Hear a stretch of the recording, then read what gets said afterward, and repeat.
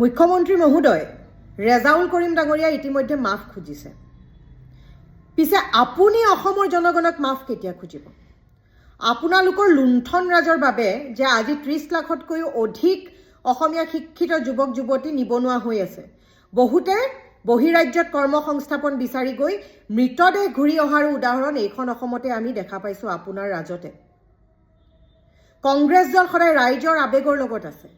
কংগ্ৰেছ দলৰ সৎসাহস আছে। কংগ্ৰেছ দলৰ মাননীয় সভাপতি গৌৰৱ গগৈ ডাঙৰীয়া, দেৱব্ৰত শইকীয়া ডাঙৰীয়াই ৰেজাউল কৰিম ডাঙৰীয়াক মাফ খুজুৱাইছে।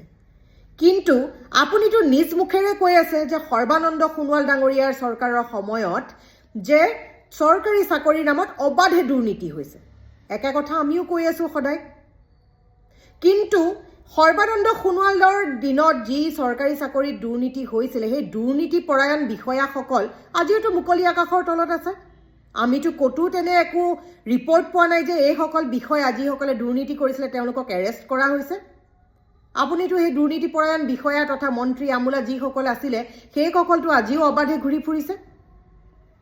গতিকে আপুনি মুখ্যমন্ত্ৰী ডাঙৰীয়া অসমৰ জনতাক মাফ খুজক।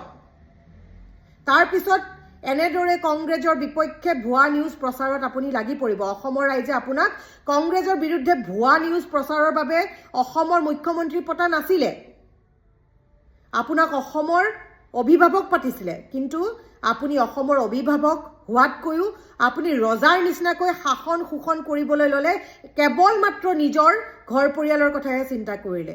আপুনি কিন্তু অসমৰ জনগণৰ কথা চিন্তা নকৰিলে। আপোনালোকৰ চৰকাৰৰ দিনতে আপোনালোকৰ নিজ বিজেপি নেত্ৰী ইন্দ্ৰাণী তহবিলদাৰে চৰকাৰী চাকৰিৰ নামত দুৰ্নীতিত সোমাই পেলাই তেখেতে অকালে মৃত্যুবৰণ কৰিব লগা হৈছিলে। সেই আনকি ইন্দ্ৰাণী তহবিলদাৰৰ মৃত্যুৰ লগত যিসকল জড়িত হৈ আছিলে আপোনালোকৰ দলৰে দুৰ্নীতিপৰায়ণ নেতাসকল, তেওঁলোকো কিন্তু আজি জেলৰ ভিতৰত নাই। গতিকে মুখ্যমন্ত্ৰী ডাঙৰীয়া, এটা অনাকাংক্ষিত বক্তব্যক লৈ পেলাই আপোনালোকে যেনেদৰে অপপ্ৰচাৰ কৰিলে, অসমৰ ৰাইজে জানে কংগ্ৰেছে সদায় অসমৰ ৰাইজৰ লগত আছে।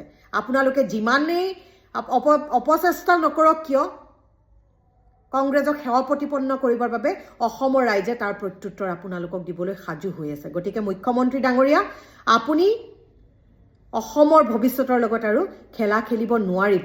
অসমৰ ৰাইজ ইতিমধ্যে সজাগ হৈছে, সাজু হৈছে আপোনাক বিদায় দিবৰ বাবে।